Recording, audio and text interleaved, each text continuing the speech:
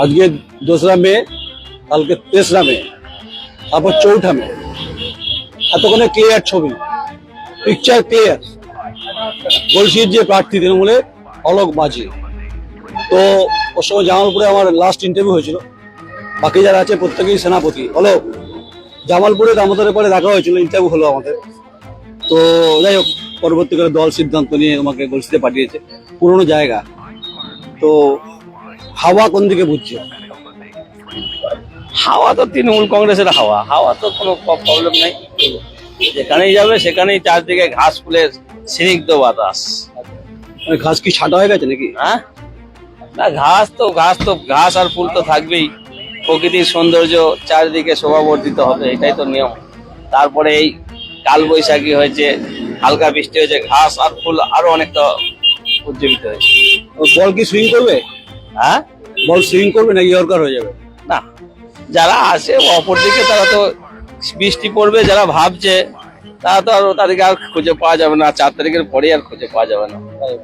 আচ্ছা, ছোটবেলায় আম গাছে আম কাটতে বাবা পাহারা দিতাম, ওই বাড়িতে কিছু মানে ভালো পেয়ারা পাহারা দিতাম।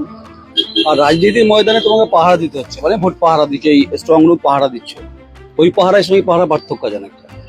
তো এই পাহারাটা কেন, এত জবরদস্ত পাহারাটা কেন? তা পাহারা এটা জবরদস্ত নয়, এটা হচ্ছে আমরা 2011 সালেও ইভিএম আমার যেটা হচ্ছে, যেখানে হচ্ছে আমাদের এখানে যে ছিল সেখান থেকেও আমরা করেছি, ছিলাম। এখানেও আছে ইউআইটিতে এসেছি, এবং সেই জায়গায় আমাদের গণতন্ত্রের উৎসব।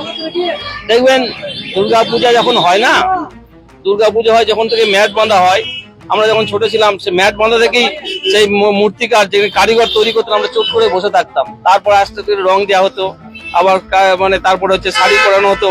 সেই কবে পুজোটা আসবে সেই দেখার জন্য, সৌন্দর্যটা দেখার জন্য আসতাম। সেরকম এটাও এখন তো আমাদের ফাইনাল, মানে এটা এন্ড পয়েন্ট হচ্ছে, মানে যেদিন গণনা শেষ, সেটার জন্য আমরা এখনো সেই দুর্গাপূজার মতো টোটালটাই দেখার জন্য এখনো আসল জিনিসটা তো ভিতরে ঢোকানো আছে, তো বন্ধ করা আছে। সেটা দেখার জন্য আমরা ভাবছি একটু যদি দেখতে পাই, একটু যদি ভালো লাগে। ওটা ম্যাজিক বাক্স। হ্যাঁ, ম্যাজিক বক্স। ওই বাজারে বলছে সবুজ আবির গেরুয়া আবির কার্য তো শেষ।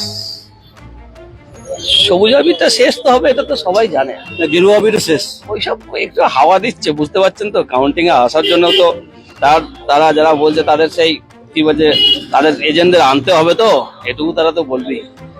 রাজু বলছে হারিয়ে দেবো অলোক মাঝিকে। শুনুন, একটা খেলার মাঠে যখন তারা খেলে, কেউ কি বলে আমি যে হেরে যাব? আমার মনে হয় ওই কনফিডেন্সটা ওরও থাকা উচিত যে প্রতিপক্ষ না হলে লড়াই করা যায় না। তো ওটা ভাবছে, ও খেলার মাঠে তো যতক্ষণ থাকবে তত তো লড়াইটা হবে না। 3জন কোথায় প্রার্থী? সিপিএম, কংগ্রেস আছে বোধ হয়, কংগ্রেস আছে, তৃণমূল আর বিজেপি। 4জন প্রার্থী, জিতবে একজন। কে জিতবে? ঘাসফুল জিতবে, Confirm? কংগ্রেস জিতবে। হ্যাঁ, মার্জিন 15 থেকে 18 অবশ্যই হবে। 4 তারিখে আবিরটা নিয়ে দেখা হবে। আচ্ছা, পাশে আরেকজন বসে আছে, অলোক তো প্রার্থী বটে, মানব রায়। ও হচ্ছে উত্তরের কারিগর, হচ্ছে যুব সভাপতি। আচ্ছা মানব, উত্তরে তুমি মোটামুটি দায়িত্বে ছিলে, তুমি পালিয়ে যাওয়ার চেষ্টা করছিলে, পালিয়ে যাও না।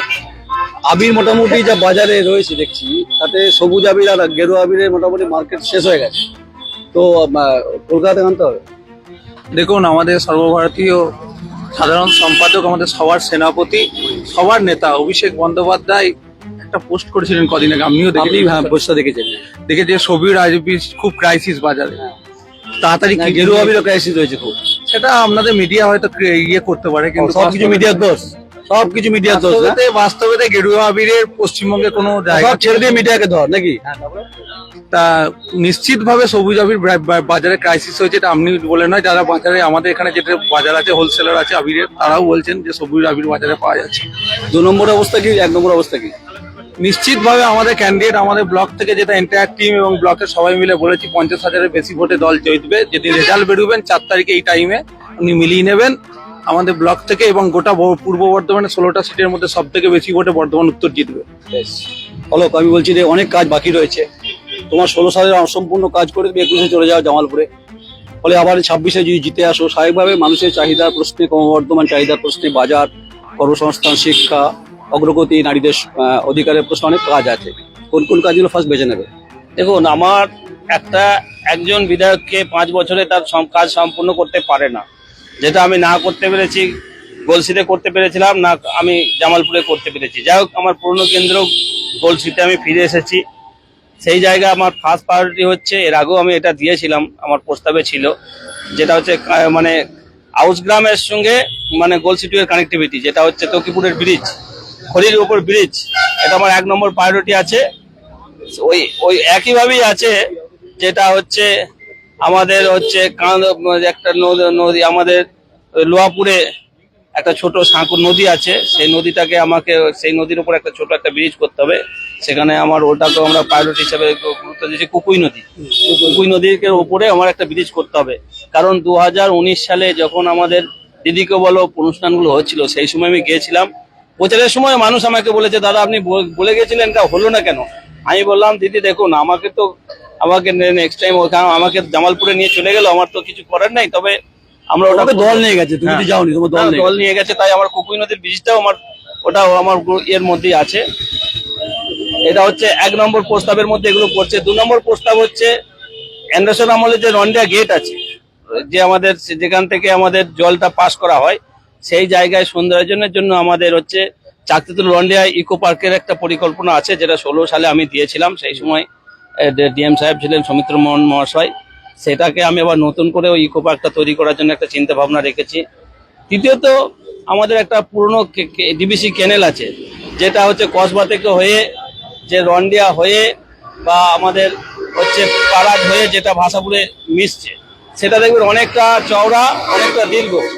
কচুরিপানায় মজে গেছে, 100 দিনের কাজ নেই এবং এলাকায় দুর্গন্ধ ছড়াচ্ছে। সেই কচুরিপানাকে তুলে সংস্কার করে সেটাকে যদি মৎস্য চাষের উপযোগী করা যায়, একদিকে জল সংরক্ষণ, অপরদিকে ভৌম জলের স্তর তৈরি করা, তার সাথে সাথে কোঅপারেটিভ আকারে মৎস্যজীবী ফিশারম্যান কোঅপারেটিভ তৈরি করে, সেখানে হচ্ছে মৎস্যজীবী ইউনিয়ন তৈরি করে, সেখানে মাছ চাষ করে এলাকার মানুষদের সেখানে অর্থনৈতিকভাবে তারা উপকৃত হবে। জলের একটা যোগানো চাষিদের পাওয়া যাবে, যেহেতু আমাদের কৃষিভিত্তিক এলাকা। এটা আমার 3য় নম্বর আছে। চতুর্থত, আমার এলাকায় যে সকল স্কুল কলেজ আছে, মাধ্যমিক উচ্চ মাধ্যমিক বা 2টো কলেজ আছে, সেটা গলসি এবং মানকর, সেখানে বর্তমান যে ডিজিটালি যে সিস্টেম, স্মার্ট ক্লাসরুম তৈরি করে অন্তত একটা করে ছাত্রদের আধুনিক শিক্ষা শিক্ষিত করে তাদের কর্মসংস্থান তৈরি করা। এছাড়াও আমার 5ম যেটা প্রায়োরিটি দেওয়া আছে, আস্তে আস্তে প্রতি বছর তাপমাত্রা একটু করে বাড়ছে, উষ্ণায়ন বাড়ছে, সেই জায়গায় প্রতি বছর 10,000 বৃক্ষরোপণ করে গলসি সারাউন্ডিং এলাকায় বিধানসভায়, সেখানে খানিকটা হলেও আমরা যদি তাপমাত্রা কমাতে পারি, এটা একটা আমাদের পরিকল্পনা আছে। এইভাবেই আমরা পরিকল্পনাগুলো নিয়েছি। এছাড়াও আমাদের নারী শিক্ষা বা নারী কর্মসংস্থানের জন্য বিভিন্ন রকম স্বনির্ভর গোষ্ঠী বা আদার্স যেগুলো আছে, তাদেরকে কিভাবে আরো মানে কর্মসংস্থানে যোগ করা যায়, এইগুলো নিয়ে আমরা কাজ করেছি। এটা আমার প্রস্তাবন, প্রত্যেকে ইস্তার থাকে, আমার ইস্তারে এগুলো আমার কমিটমেন্ট আছে, এগুলো আমি অবশ্যই করব। বেশ, 4টা মে বল সুইং করবে না বল ইয়ারকার হবে, এটা জনগণের দাওয়া ভোটে এইভাবে ঠিক হবে। কারণ গলসিতে তৃণমূলের প্রার্থী অলোক বাজি আশাবাদী। ইয়র্কারের জায়গা নাই, নেই? ইয়র্কারের জায়গা নাই, বল সুইম করবে। কারণ হচ্ছে একটা জিনিস হচ্ছে, এ কারণেই বলছি, আমরা মানুষের ভাষা বুঝি। দিদিমণি যেভাবে মানুষের পাশে থেকে যে বিগত দিনে কোনো সরকার থাকে নাই, আমি 2টো জায়গায় আমরা বেনিফিট পাবো। একটা হচ্ছে কেন্দ্র সরকারের ব্যর্থতা, এসআর করে যেভাবে আমার সংখ্যালঘু ভোটকে, যেভাবে আমার তফসিলি আদিবাসী মানুষকে বিভ্রান্ত করেছে, তারা প্রত্যেকে মমতা বন্দ্যোপাধ্যায় এবং আমাদের নেতা অভিষেক বন্দ্যোপাধ্যায় এবং মামাটি মানুষের অর্থাৎ তৃণমূল কংগ্রেসকে তারা বিশ্বাস এবং ভরসা আস্থা রেখেছে। একমাত্র যদি কোনো ছাতা হয়, যদি আশ্রয়স্থল হয়, সেটা মমতা বন্দ্যোপাধ্যায় এবং অভিষেক বন্দ্যোপাধ্যায়। অপরদিকে আমাদের সরকারের, আমাদের 2011 সালে ক্ষমতা আসার পর মামাটি মানুষের সরকারের যে 15 বছর উন্নয়ন, সেই উন্নয়নের পক্ষে মানুষ ভোট দেবে। আমি নিশ্চিত যে আমরা এই জায়গায় মানে 15 থেকে 18,000 ভোটে, এটা কম করে বললাম, এটা আমরা জিতবো। এখানে কোনো দ্বিধা দ্বন্দ্ব নাই, এটা একদম মানে আমি কনফিডেন্সের সঙ্গে বলছি। আসলে ইয়ারকারটাও মানতে চাইছে না, আর সুইংটাও মানতে চাইছে না, সেটা 4 তারিখে এতক্ষণে ক্লিয়ার হয়ে যাবে। গণতান্ত্রিক লড়াইয়ের ক্ষেত্রে যে অনবদ্য ভূমিকা প্রত্যেকের আছে, প্রত্যেকটি পলিটিক্যাল পার্টিকে দা কোয়েডির তরফ থেকে অভিনন্দন। আর পাশে মানব রায় রয়েছে, বর্তমানে একের যুব সভাপতি, বলছে পঞ্চায়েত লিড হবে। ওর সঙ্গে দেখা হবে আমার। নমস্কার, আমি নয়ন রায়, বর্তমান।